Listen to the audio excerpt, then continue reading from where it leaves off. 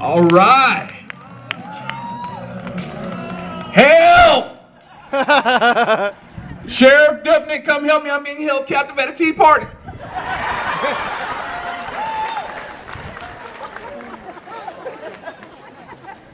You gotta love what's going on today. Can we get a round of applause for all the speakers that have been here? Woo!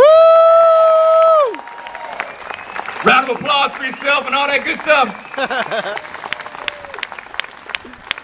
I was listening to Andrew, and he's talking about how evil these people are, and one of the things that's so evil about it is the denial. I mean, he pointed out, he gave you two really good names. He gave you Alan West and he gave you Herman Cain. Woo! And I don't know, I'm just going out on a limb here. I would gather that the reason that you guys appreciate them so much is because they're pretty much some pretty full spectrum conservatives. Yeah! I think it kind of goes back to that thing of Dr. Martin Luther King saying, let's judge somebody by the content of their character, not by the color of their skin. That's right. And unfortunately, people like Bill Maher don't get that, because if you present this to them, if you gave him the footage, which Andrew Breitbart is really good at doing, I'm going to go ahead and reveal, I'm going to throw this back at you. All Bill Maher would say was, they don't count. They don't qualify as black. As if he is the authority on who it is who gets to qualify as being black. And I won't bother him. I won't have him come back out here and say it, but, people like Bill Maher, you can go to hell! All right, so anyway, I'm here to tell you guys a bunch of stuff that you already know. Actually, I like to think of it as a celebration of what we already know.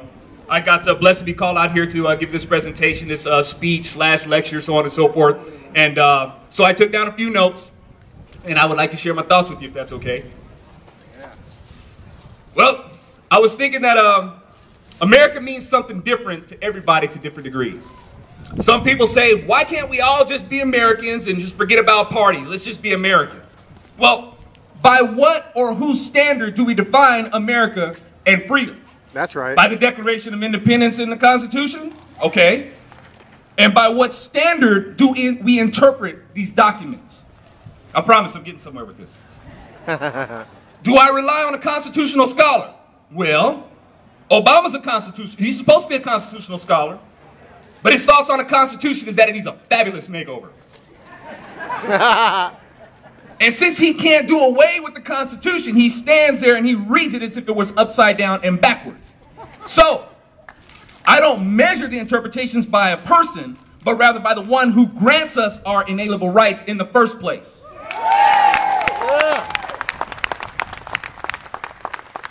But some people don't believe these founding documents are set upon a Judeo-Christian foundation. They take for granted that more than any other country in our history, God's word has been the basis of the friendliest environment for different faiths and even for the faithless. Though I am a conservative Republican, where I begin with defining America doesn't start with a party, the founding fathers, or the founding documents. It starts with God.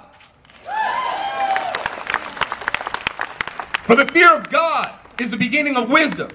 And I don't claim to know squat about America or freedom without processing it through God first. With that, I am able to understand that we enjoy a constitutional republic. Thus, I am a Republican. Abraham Lincoln got it. Liberals try to lay some sort of claim on Lincoln by saying he was a liberal. Wrong. He was a conservative. He represents those who wanted to conserve the Constitution from the Democrats' perversion of it. Democrats were very liberal with their interpretation of the Constitution, just as they are today.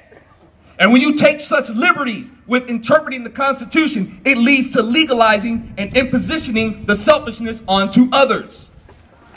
Liberal interpretation of the Constitution tells one group of people that they can make another group of people their property and forcibly enslave them. Democrats know all about that. Lincoln's position was, look, man, I don't see where it says you can force people into being your property. You're being pretty liberal with your interpretation of this thing.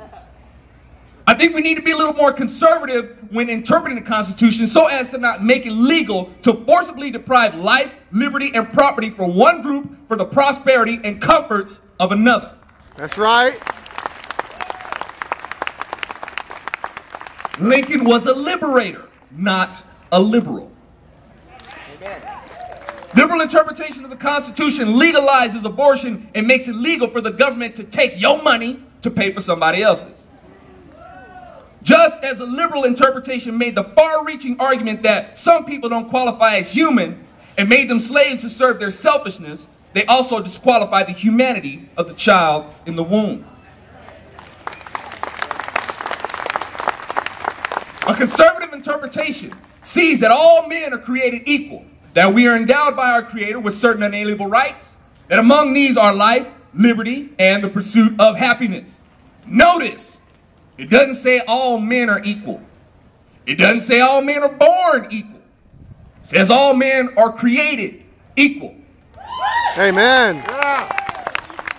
Which means our right to life, liberty, and property